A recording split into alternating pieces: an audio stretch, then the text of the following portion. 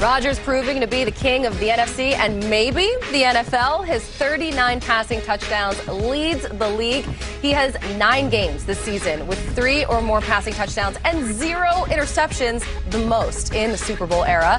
PFF has him as their highest graded player at any position. And he joined Kay Adams on NFL's Instagram Live to talk about his historic season. Welcome. Everyone knows Aaron Rodgers, the GOAT, is here. You were having an amazing season. I mean, are you having the most fun of your life out there right now? Yeah, I am. It's a lot of fun. I do miss the fans, though. I really do. There's nothing like the experience, especially at Lambeau, like running out of the tunnel when your name is called. Just such a special, fun moment. I just miss the energy from the crowd. I mean, I've had so many strange experiences on the field this year. I mean, week 1 at Minnesota, a place that's usually one of the toughest places to play in the league. I was startled in the first quarter with hearing clapping from the sideline. I'd never heard that in my life. In 16 years, there's been so many strange things like that. When's the last time you were stressed out on the field? It's been a while, probably. I mean, Matt every now and then stresses me out a little bit. I have to look over and be like, hey, relax, we're okay. Really? You got it. You have to talk him down. I love that. I love hearing that's when you wish there was a two-way. You know, I can only hear him, but sometimes I want to just like, Matty, hey, we're good. I got this. You could probably just yell it to him now if there's no fans in the stands. Good job. Good job. Oh, stressful, bro.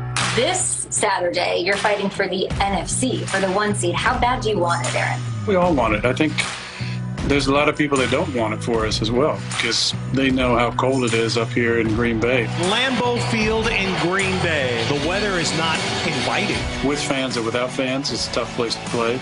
It's just that cold, you know, it's that tundra coming for you.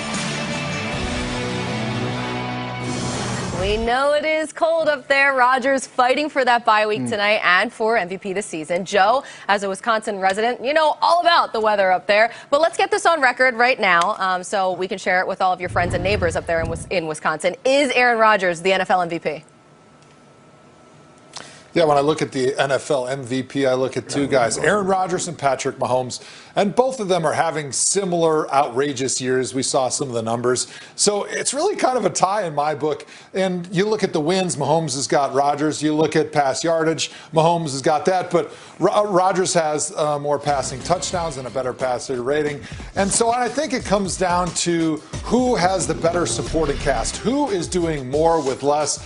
And I think you look at Aaron Rodgers, what he's doing with not as much talent as the Chiefs is pretty outrageous. So I really got to say my guy Aaron Rodgers gets the nod in the NFL MVP vote this year. Well, it's easy for me. It has to be Aaron Rodgers because if Aaron Rodgers is removed from this team, they don't still go. They aren't his next man up. With Patrick Mahomes, we saw this last year. He went out for a little bit. Yes, it was Matt Moore just substituting for a few games. However, they still were able to play. It all stops and starts with Aaron Rodgers, and because of that, he is unanimous MVP in my book. Coming into last week, I thought that this was certainly Patrick Mahomes' a trophy right at the time. Now, we are a 7-day league. That's what we do. And we take in new information each and every day and certainly each and every Sunday.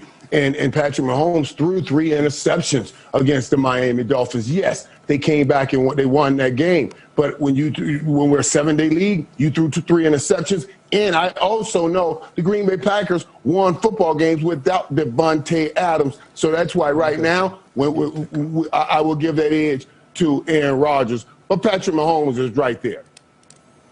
Let Colin go.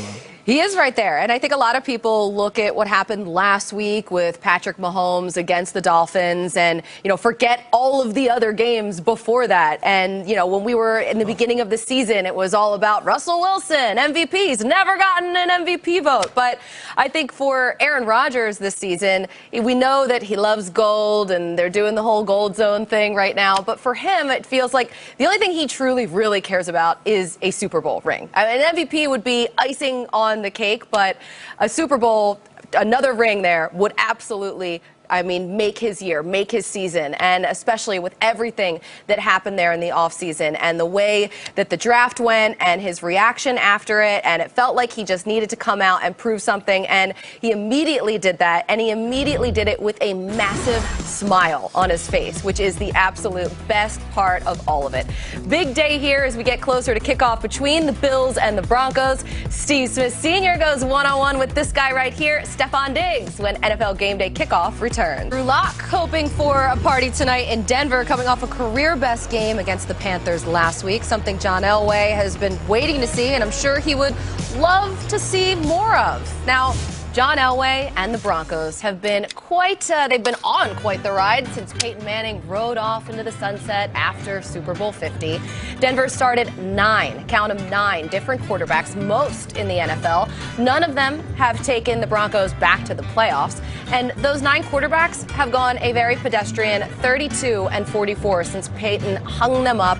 And only Trevor Siemian and Drew Lock have started multiple games with a winning record to show for it. But maybe, just maybe, Drew Lock is the guy. At least that's what the Broncos are hoping for. Nobody likes being on a carousel ride that long, right, James Palmer? Yeah, I'm not one for amusement park rides in general, Colleen, but how about Drew Lock? He has the worst completion percentage in the entire NFL. But offensive coordinator Pat Shurmur said it this week. You may not like it, but these things take time. Lock has only played 15 career games and admitted this week that things are just now starting to slow down for him. He said he's just starting to get a feel for things. And a perfect blueprint to follow is that of the Buffalo Bills and his good friend Josh Allen. They trained together in the offseason. He watched firsthand the last couple of years of Josh Allen struggle and then learn. And that aspect and that growth, Colleen, is what he'd like to have happen to his game as it's happened with Allen's. We have to remember, Drew Lock has had a different offensive coordinator every season of his football life, dating back to the sophomore year in college at Missouri. Wow, wow, wow. That is awesome stuff there, James. So Drew Lock going up against his buddy Josh Allen. Lock, he made the most of his last 5 starts last year, going 4-1, but dealt with a shoulder injury and some inconsistent play this season, making the decision on his future a little tougher for John Elway. Joe, you've played with a lot of young quarterbacks. Is Drew Lock the Broncos' long-term answer? Yeah, that answer really is going to come down to how he finishes the season, because he really has been up and down throughout his entire career. And being a quarterback, it's kind of a little bit like being an offensive lineman. You can go out, you get some pancake blocks, have a couple good games, everybody's going to love you. But if you want to be a franchise guy that can stick around for a long time, you have to be consistent. You have to minimize mistakes. You have to complete passes. Then the team is going to trust you. And that was what gives your team the best chance to win consistently. And so for Drew Lock, it's all about being consistent. So how he finishes the season is really going to boost his case if he can limit those mistakes down the stretch and play well to finish this thing out this season. Interesting. This is such a difficult task because we don't know what to put our fingers on and say, oh, God, that's a franchise quarterback. The thing is so there's so many variables that make a great quarterback. Let's think about it this way. The reason we're asking the question is really rhetorical and why and it gives us the answer. If we're asking the question, that means there are some question marks. To be real with you, we're not asking the question about Cincinnati found their long-term in Joe Burrow. We're not asking that about the Chargers with Justin Herbert. We're not asking that question about the Miami Dolphins with Tua, because those guys look the part. Even though we don't have the wins, they look the part. Drew Lock shows some, then some days he does not show. So these games, these last few games this year, I think weighs heavy for him. He has to show up and play big. You put in those other 3 young guys I talked about on this Denver Broncos football team, and they will probably be headed towards the playoffs. Wow, that's pretty bold words, Irvin. But I think the interesting part is with Drew Lock, it isn't necessarily his talent or his skill. I'm going a different direction, and I know Joe won't say anything, but, you know, just wink your eye, Joe. But you've played with this head coach / offense coordinator, Pat Shurmur, and he isn't knocking them down on the play calling. Really, when you look at the Denver Broncos and you look at Pat Shurmur's work or his resume, his offenses generally do this. They're up and down, inconsistent. And so when you have an inconsistent offensive coordinator who's been fired numerous times, where you're going to have an inconsistency and you're going to build some doubt into your quarterback. But John Elway has the right quarterback in Drew Lock. The question is, does he have the right offensive coordinator? And I know I'm not management, but I know when I see some bad fruit, and Pat Shurmur is not the fruit basket I want sitting on my porch right now. No, I don't think anybody wants that. Drew Lock, he has a ton of pressure on him these last few weeks here of the season, but he does have some pretty good playmakers that have a lot of potential, so that can make life a little easier for him. Let's go on the field, presented by Progressive Insurance. And Irv, it starts right there with the 15th overall pick, Jerry Jeudy.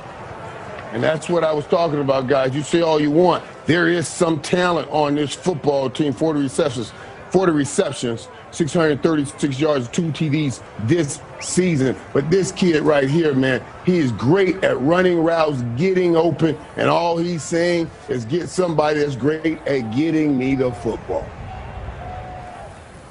Yeah, Melvin Gordon, the pride of Kenosha, Wisconsin. He leads the Broncos in rushing with 753 yards and 6 touchdowns this season. Got a little banged up last week, but it sounds like he's going to play, and he can be a big help for Drew Lock if he's able to get the thing going on the ground. He's able to get some big yardage and maybe hit some big home runs and kind of loosen up that defense for Drew Lock.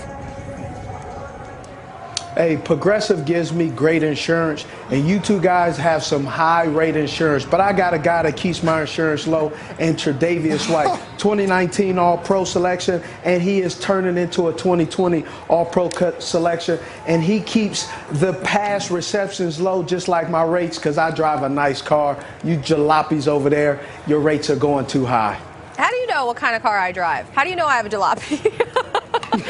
Well, no fans at the game.